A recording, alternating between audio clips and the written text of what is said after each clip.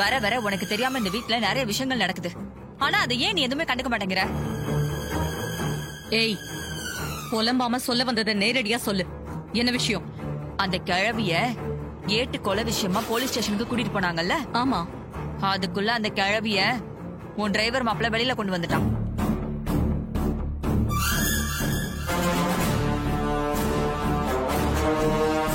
உனக்கு இந்த மாதிரி விஷயம் பிடிக்காதுன்னு தெரிஞ்சிருந்தோம் எதுக்கு அந்த டிரைவர் இதையே செய்யணும்?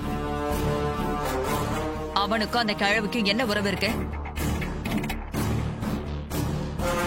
அந்த கிழவியை காப்பாத்துறதுக்காக அவன் ஏன் இவ்வளவு அவசரம் காட்டணும்? நீ சொல்றதெல்லாம் உண்மையா? நான் எதுக்கு அவன்கிட்ட போய் சொல்ல போறேன்? உன் டிரைவர் மாப்பிள்ள வந்ததோ இத பத்தி கேளு, விட்டுறாத.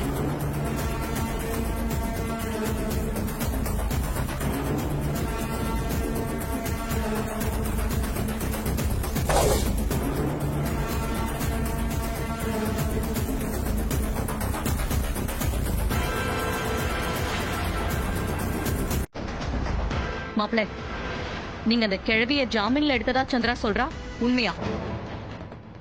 ஜாமீன்ல எடுக்கல. பாட்டிக்கும் இந்த கேஸுக்கும் எந்த சம்மந்தமும் இல்லைன்னு பாட்டியை ரிலீஸே பண்ணிட்டான்.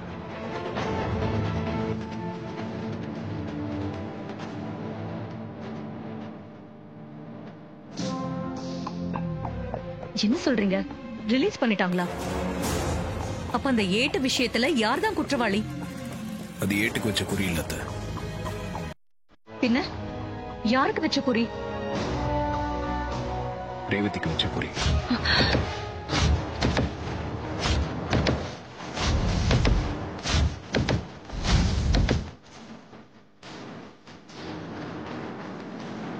அதுல இந்த ஏட்டு மாட்டிக்கிட்டாரு.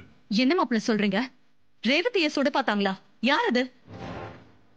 மாயாதான் அது.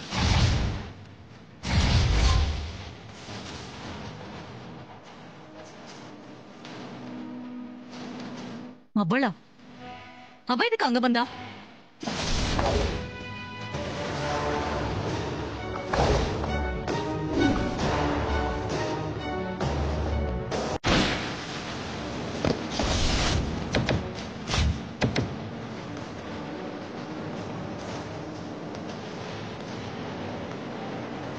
இதெல்லாம் உங்களுக்கு எப்படி தெரிய வந்துச்சு மாப்பிள்ள?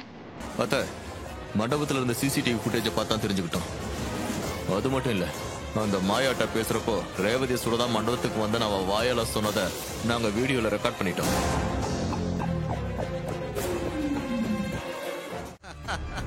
நீ சொல்றதும் சரிதான் அவனே. நான் வெளியில வர்றது அவங்க வயித்துல புளிய கரைக்கணும். எப்போ என்ன நடக்குமோங்கிற பீதியில அவங்க இருக்கணும். காளியம்மா, நீ சொன்னபடி அந்த போலீஸ்காரனை போட்டு தள்ளியாச்சு. அவன் எப்ப பாரு மனசாட்சி உறுத்துது, குற்ற உணர்ச்சியா இருக்குதுன்னு சொல்லிக்கிட்டே இருப்பான். இப்ப அவன் மனசாட்சிய ஒரே அடியா தூங்க வச்சாச்சு. அவனோட சேர்த்து அந்த உண்மையும் செத்து போச்சு. இனிமே எந்த காலத்திலயும் அது வெளியே வராது. நல்ல காரியம் செஞ்சீங்க.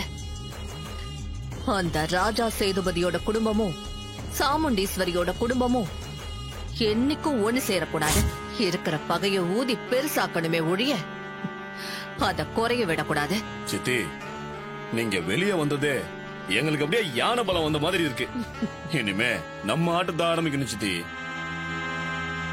ஆமாண்டா மவனே, அந்த டிரைவர் பயலுக்கு நான் யாருன்னு முழுசா தெரியல.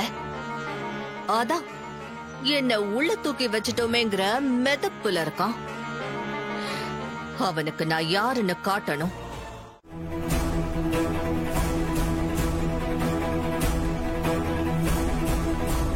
வாங்க சார்.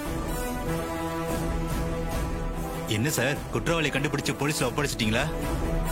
போலீஸ்ல ஹேண்ட் ஓவர் பண்ணிடுச்சு சார். யார் அந்த பர்தா போட்ட லேடி தான் குற்றவாளியா சார்?